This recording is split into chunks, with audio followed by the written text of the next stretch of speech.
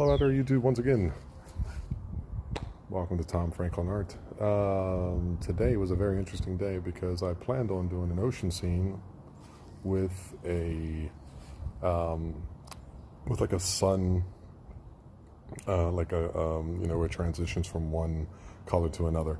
And I don't know, as I was painting it, I decided to do something else, which is the fun part. And there was a couple times where I was like, oh, I'll paint this. Oh, this looks so cool. Now, okay, I want to make a path. Ah, it's not so good. Just paint water. Okay, at the bottom, that's no good. Scratch that out. And yeah, that's the way I feel about pretty much anything in my life. You know, there's something you need to change in life, then do that. And also don't be afraid to take chances while painting and take chances while existing on this planet. Enjoy. I don't know why I'm pointing right now. Enjoy the video. Alright, ladies and gentlemen, here I am talking about what I was going to do or planning to do, but I ended up changing, and like I said in the intro. So, first thing I'm doing is I'm taking some cadmium yellow, putting it into the middle, or somewhat in the middle. Don't put it exactly in the middle. And then I put some yellow ochre on the outside of that, and what I'm trying to do is make a sunburst of sorts. I'm actually explaining it to my daughter. She's sitting to the right of me as I'm doing it. So you take, clean brushes, you try to blend them together. So it's difficult to see where one color ends and the other one begins. Using a little bit darker corners, mix some of that yellow ochre with a little bit of blue. And just, like I said, this takes quite a bit of time to manifest and to spread out. Take a little bit of titanium white in the middle. Spread that out because that's where I want my light source to be. Took my finger, stuck it in some titanium white, and finger painted. Just like back in preschool, remember that? And so you take it in, one of your fingers, whatever ones you're most comfortable with. I use my index finger, of course. Some say pointer finger, but it's also impolite to point, so index finger. And I just swirl it around on my, they call it the palette, and then I take that and I put it in the light source. Here, I wanted to paint some clouds, because like I said, I was planning on doing this really interesting seascape, and I wanted to make it really detailed, and just going along, making it darker as I come. And this one I noticed, for some reason, I mixed in a little bit of green. And I was like, oh no. Well, just like good old Bob Ross said, we don't have mistakes, we have happy accidents. So I said, well, the heck with it. Right there, see? That's what I'm saying. I'm going to paint whatever I want. So I decided to paint like a path. So here I'm trying to make like a little bit of, to turn it into something different. So this is kind of like shrubbery, like not so detailed. Here I am trying to make the path, trying to get its the perspective correct. But I mean, I guess it looks okay, but for some reason you'll see later I'm not very happy with it. Darker as I come forward, darker as I come forward. Laying down some grass.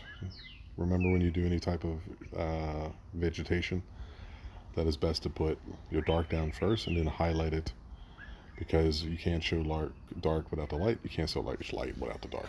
For some reason, I can't speak today. I must have some I don't know, tongue issues or something going on. Here I am with the knife. It's not really a knife, but it's a painting knife, trying to create like some resemblance of a path where that you walk on. Here I am highlighting. Well, actually, I'm putting the background in a little bit more here because I wasn't happy with the way the path entered the painting. I wanted it to be smaller. Using a 3/4 inch flat brush here that I picked up in the city I lived in Germany. Is actually the first brushes I ever bought, and they're really good for grass, especially far away grass. I don't know if I've ever said this before, but make sure you use natural bristle brushes. Holy crap. I can't speak at all today. Well, get used to it. You got about, I don't know, 10, 15 minutes of this. So I like how it's turning out. Like, I like the top. Here I am putting in some branches, some more detail. I think I should also zoom this in. I guess I'll zoom it in afterwards. Yeah, this is pre-production. So you can see it in a little more detail. I'll go ahead and crop it in. Here I am putting in some more vegetation. Trying to make it darker as I come forward because the light is kind of almost behind the horizon there. As you can see, there's the sunlight behind the horizon. The actual sun itself. Making it darker, going with it. I think some kind of sienna brown. I don't get the same colors here that I used to get in Germany, so I'm doing some experimentation, but you know, that's the name of the game. So I made that awesome easel myself. See those clamps up there? Yeah. It's also adjustable, so I can put what I want in there. Here I am putting in a tree. It's tricky putting in a tree because for some reason I always seem to make it too thin at the top and too thick at the bottom. So you'll see me attempting this many times. Don't be afraid to do it, but be precise, or as precise as you can while doing it, because it's kind of hard to go back later and to take a tree out once you put it over top of your background. So you're starting to get a little more proportion to what I like it. I think the curve is a little bit too perfect, but I try to straighten that out. Well, not straighten it out, but I try to make it a little bit more believable here when I'm highlighting. As you can see, the sun is on the left here, so I'm highlighting the tree on its left. And I'm using multiple stages, so I'm using a white on the very edge. I'm using an intermediate, like a brown with a little bit of white. And then on the back side, I'm mixing in some blue with a little bit of brown. That way it gives the tree shape and form. This takes a while. Hey, let's do a commercial. This video is brought to you by boxes and bags. Man, aren't those things awesome? Imagine trying to move without boxes and bags. You would be still moving, wouldn't you? So go on down to your local grocery store and ask for some boxes and tell them that Tom sent you, and you get nothing off because usually you get them for free, but maybe you needed this reminder. And you're welcome in advance. You know, enjoy yourself. I'll make sure you get some tape too. You know what I mean? Especially if you're gonna put them in the back of a U-Haul truck or some pickup truck or something, so your stuff doesn't blow out. So here I'm using well, back to the show. Here I'm using a liner brush. I bought a whole bunch of liner brushes, and I'm putting in some really small branches and going heavily into detail. This is very difficult for me because I'm trying to make them look random as well as realistic. And you accomplish this by sticking you'll see me bend down a lot. Well, maybe not because it's going so fast, but there's a paint thinner can below me that I'm using to dip my liner brush into, and I take and I swirl it around in the color I want to. In this case, it's a dark sienna brown, and I try to take and spin the brush and to make the branches look realistic as if they were growing. And you can see I also put a second one in there too. Here I'm using a highlight of what's it called? It's called Indian red. Don't get mad at me. That's what they call it. Native American red, if that makes you more happy. Not here to offend anybody. It's just the way the things are called. Maybe they'll change that eventually. Who knows?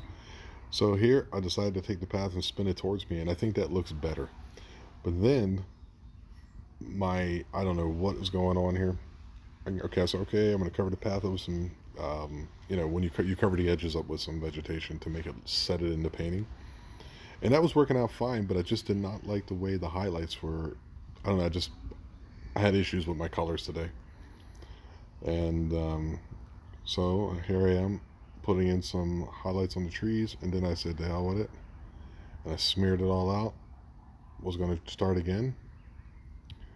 And yeah, you got to go with the flow. So try it again. I think I grabbed here some Prussian blue. There it is. You can see it now. And I started to say, you know what? I can always paint a creek. I'm getting better at those with time. Like I said, I'm far from perfect, but that's why I enjoy painting, because it's an individual endeavor.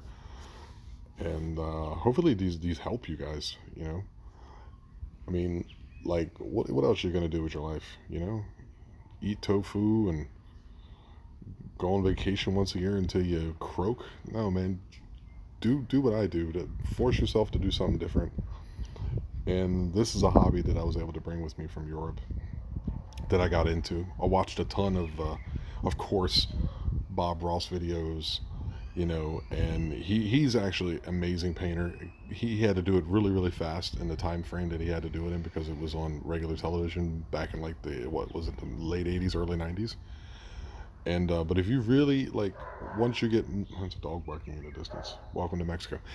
If you really get into like painting, like, you can always go back and learn something from Bob Ross.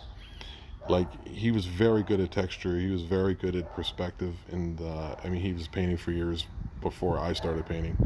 And a lot of people laugh at you and they'll go, you learned how to paint with Bob Ross. But like, no, that's not the only dude.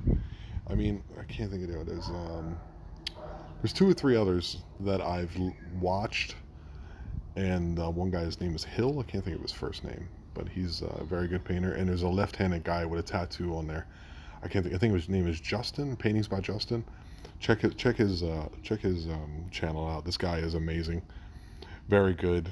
I learned a lot of techniques from him as well, like where you don't have to clean the brushes all the time and things like that. But here I'm trying to put in some rocks, because I'm putting like some type of waterfall in here. It's like where the creek's kind of running over things.